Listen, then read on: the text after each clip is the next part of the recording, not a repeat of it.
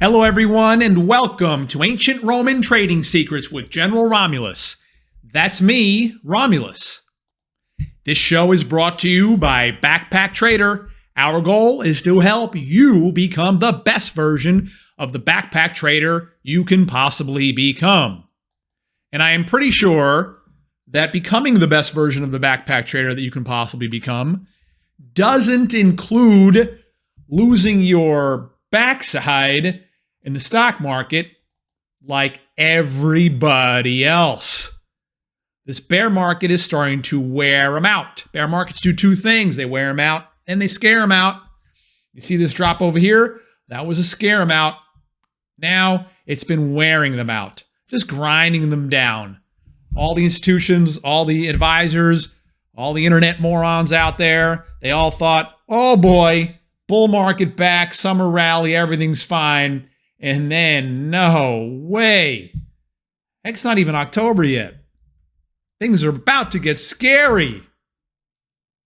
All right, so come with me on a little journey. I want to show you something that I think that you're going to find interesting. Yes. All right, we're looking at Apple, the most valuable company in the world, the heaviest weighted stock in all of the major indexes that it participates in. Look what's going on here. Okay, I moved everything into a weekly, by the way, so every one of these colored candles, red, green, red. These are all one weekly representative price action candles. So we've got the all-time high on Apple going on back here late last year, early this year, right when the rest of the stock market hit its all-time high. And then another peak over here runs back up into the end of March. Another one over here. Anyone else notice? Anyone else? Hello? Anybody else notice what's going on here? That's right. Oh, gets right. Golden prize for you who spoke up first. This is a series of lower highs. So this high over here back in the middle of August when the rest of the stock market peaked, this high is lower than what we saw back here at the end of March. And these highs are lower than what we saw at the beginning of the year. Okay, so we have a series of lower highs going on in Apple. If you'd like, we can draw one of our famous purple lines just for fun. Okay, now, not only do we have a series of lower highs, the stock is starting to put in a series of lower lows as well. Woo, what? That's right, lower lows. You see this crushing low over here? Lower than this one. This one, lower than that one. This one, lower than this one. Okay, let's draw another purple line for fun. Why not? Here we go. Look at that, huh? Wow. Apple, largest company in the world, can do no wrong.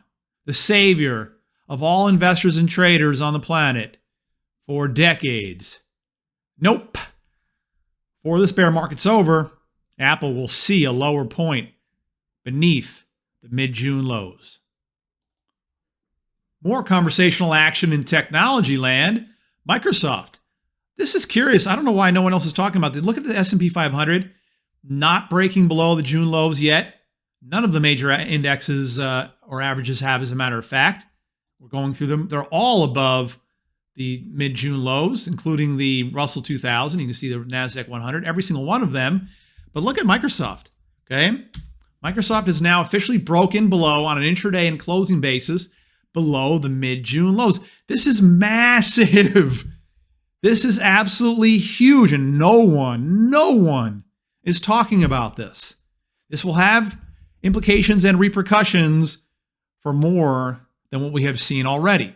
Now, all of the 11 sectors that we track over here, the only one that has broken the mid-June lows is communications, okay, XLC. However, last week, with the wonderful news that FedEx delivered, bringing the transportation average down, that also broke below the mid-June lows on an intraday and intra-week and closing week basis as well. So wait a minute here. Hold on. We've got Microsoft, second largest company in the world, breaking below the mid-June lows. The entire communications sector has broken below the mid-June lows.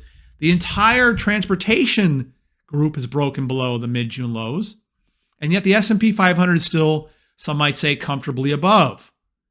Well, I would suggest that it's comfortably numb, because that's what investors or traders are dealing with right now. They're putting themselves and their heads in the sand. boy, if I've said it 100 times, I've said it once, and I've said it once, I've said it 100 times. At some point in the somewhat near future, the S&P 500 will challenge and retest the June lows. That doesn't mean all the way back down here. It could be a couple of percent above or below on either side. But you look at this channel, and it's not a perfect channel, but good enough for union government work. If it does get down to this point, well, only those watching this video and in Club Romulus are prepared for a move of that magnitude.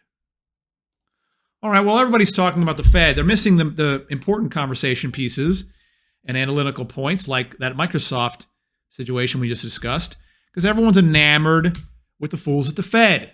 Okay, again, I still have it on a weekly. We can move it over to the daily to get a more granular look over here. So here's the 2-year, just rocketing up to a 15-year high. Here's the 10-year, blasting up to an 11.5-year high over there. And wow, 3.6. Woo-wee. I would hate to be in the market for a loan right now. Thank goodness I'm not. Hopefully you would put yourself in a position to not have to deal with that as well. And as the Fed, the fools of the Fed delight us tomorrow with one foolish sentence and comment after another, we can see the stock market and the individual stocks, they're having problems. Last week, FedEx comes in, delivered a bad package. We warned about this. We told you about this weeks ago before earnings season kicks off in the second week of October. We told you to watch for the earnings warnings. We told you to watch for the earnings warnings. And now they're coming. So FedEx comes out. They lost 25% last week. Here's Ford, down 10% today, which is a big drop for an old school company like this. And they're all relating it to the same thing. They have higher input costs. They can't adjust fast enough. They can't raise their selling costs fast enough. They're having corporate management type of problems because of why? Inflation. Okay, it's seeping and creeping all over the place. Trust me, the Fed is not going to do anything pleasant for the stock market tomorrow. Despite, again, what we saw yesterday, a little rally in here, traders and investors, well, hope springs eternal now, doesn't it? Yes, it does.